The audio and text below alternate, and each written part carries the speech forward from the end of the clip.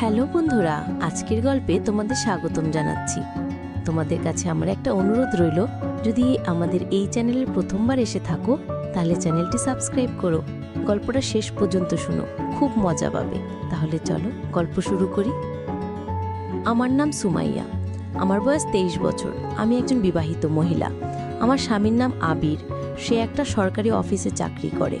আমাদের বিয়ে হয়েছে প্রায় 2 বছর হলো, কিন্তু এখনও আমাদের কোনো সন্তান হয়নি। আমাদের পরিবারে আমরা 4 জন থাকি, আমি, আমার স্বামী আর আমার শ্বশুর এবং আমার শাশুড়ি। আমরা সবাই আমাদের জীবনে খুব খুশি ছিলাম, একে অপরের সঙ্গে হাসি খুশিভাবে সুন্দরভাবে দিন কাটাতাম।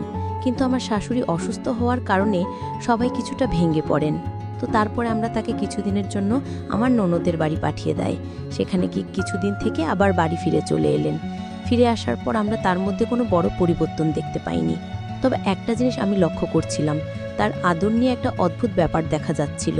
আমি দেখেছিলাম তিনি প্রায়ই আমার দিকে অদ্ভুতভাবে তাকিয়ে থাকতেন। কখনো কখনো আমাকে তিনি ছোঁয়ার চেষ্টা করতেন। আমার কাছে এসব খুব একটু অদ্ভুত লাগছিল, কারণ এর আগে তিনি কখনো এমন করেননি। মনে মনে ইচ্ছে হচ্ছিল আবিরকে ফোন করে সব বলে দিই, কিন্তু তারপর ভয় হলো, যদি আবির আমার কথায় বিশ্বাস না করে তাহলে আবার আমি কি করব। ভাবলাম হয়তো এটা আমার ভুল বোঝাবুঝি। কিন্তু একদিন তো সীমা ছাড়িয়ে গেল। সেদিন আমি বাথরুমে যাচ্ছিলাম, দেখি শ্বশুর আগে থেকে বাথরুমের ভেতরে আছেন। আমি একটু দাঁড়িয়ে গেলাম, ভাবলাম তিনি একটু পরে বেরিয়ে আসবে, কিন্তু ভেতর থেকে অদ্ভুত অদ্ভুত আওয়াজ আসছিল। আমি বুঝতে পারছিলাম না তিনি এতক্ষণ ধরে ভিতরে কি করছেন। তাকে ডাকার চেষ্টা করলাম, কিন্তু মনে হয়। তারপর ভাবলাম তিনি যে কোনো সময় বেরিয়ে আসতে পারেন, তাই আমি আমার ঘরে আবার ফিরে গেলাম। প্রথমে মনে হচ্ছিল আবিরকে সব বলে দিই, কিন্তু আবার সেই ভয়, যদি সে আমার কথা না মানে। এই ভেবে আমি সারা রাত জেগে রইলাম, ঘুমই এলো না ভেতরে ভেতরে, খুব অস্থির লাগছিল। কয়েকদিন ধরে যা যা হচ্ছিল সবই খুব অদ্ভুত মনে হচ্ছিল। রাতে আবির আমাকে ভালোবাসতে চাইল, কিন্তু আমি বললাম আজ আমার মন ভালো নেই, এই বলে মুখ ফিরিয়ে শুয়ে পড়লাম। সারা রাত জেগে কেটে গেল। সকালে আবিরকে শহরে বাইরে কাজে যেতে হলো। একটা মিটিংয়ের জন্য সে 7 দিনের জন্য যাচ্ছিল। আমি তার ব্যাগ গুছিয়ে দিলাম, টিফিন বানিয়ে দিলাম। কিছুক্ষণ পর সে কাজে বেরিয়ে গেল। এখন বাড়িতে শুধু আমি, আমার শ্বশুর এবং আমার শাশুড়ি ছিলাম। ভয়ে আমার হাত পা কাঁপছিল, প্রতিটা মুহূর্তে যেন শতাব্দীর মতো কাঁদছিল। সারাদিন আমি বাড়ির কাজে ব্যস্ত রইলাম। আমার শাশুড়ি তো অসুস্থ হয়ে পড়েছিল। কাজ শেষ করে ঘরে এসে শুয়ে পড়লাম। আগের রাতে ঘুম হয়নি, তাই এখন ঘুমে চোখ ভার হয়ে আসছিল। প্রায় বিকেল 5টা বাজে।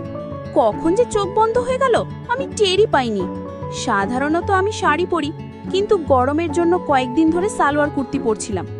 আমার শরীর তখন ঘামে ভিজে গিয়েছিল। আমি পাখার নিচে শুয়েছিলাম। প্রায় 1.5 ঘন্টা পর আমার মনে হলো কেউ আমাকে অদ্ভুতভাবে ছুঁচ্ছে। প্রথমে ভাবলাম স্বপ্ন দেখছি, মনে হচ্ছিল হয়তো আবিরের সঙ্গে আছি। কিন্তু হঠাৎ ঘুম ভেঙে গেল। ধরফর করে উঠে বসলাম। কাপড় ঠিক করতে করতে দেখি শ্বশুর আমার পাশে বসে আছে। তাকে দেখে আমি চমকে গেলাম।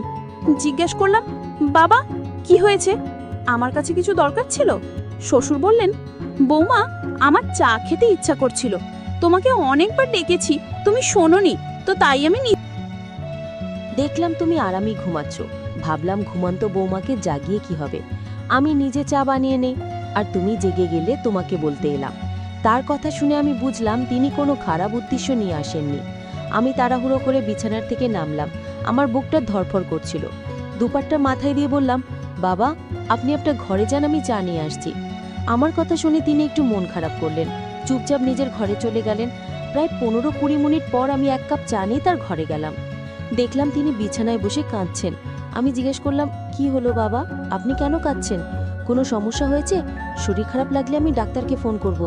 তিনি বললেন, না বৌমা, এমন কিছু নয়। আমি আমার মনের কথা কাকে বলবো? আমিও তো একটা মানুষ, আমারও কিছু ইচ্ছা আকাঙ্ক্ষা আছে। আমার স্ত্রী তো নড়াচড়া করতেই পারে না। আমার মন চায় আমার মনের সব কথা কাউকে বলি। আমি বুঝতে পারছিলাম তিনি কি বলতে চাইছেন। তবু আমি তার কাছে গিয়ে বললাম, বাবা, আপনি চিন্তা করবেন না, সব ঠিক হয়ে যাবে। আর যদি কিছু বলতে ইচ্ছে করে আমার সঙ্গে কথা বলবেন। আমার কথা শুনে তিনি আমাকে জড়িয়ে ধরে কাঁদতে শুরু করলেন। আমার খুব একটা অদ্ভুত লাগছিল, মনে নানা রকম ভাবনা আসছিল। তবু তার জন্য আমার খুব মায়া হচ্ছিল। শ্বশুরের বয়সও তো কম হয়নি, তার আরেকটা বিয়ে দেওয়াও সম্ভব নয়। আর যদি বিয়ে দিই সমাজ আমাদের তাড়িয়ে দেবে, সমাজের মুখ দেখাতে পারবো না। তাই ভাবলাম বাড়িটির কোনো সমাধান করা ভালো। একবার মনে হলো যদি আমি শ্বশুরকে খুশি করে দিই তাহলে কেউ জানতেও পারবে না, বাড়ির কথা বাড়িতে থেকে যাবে।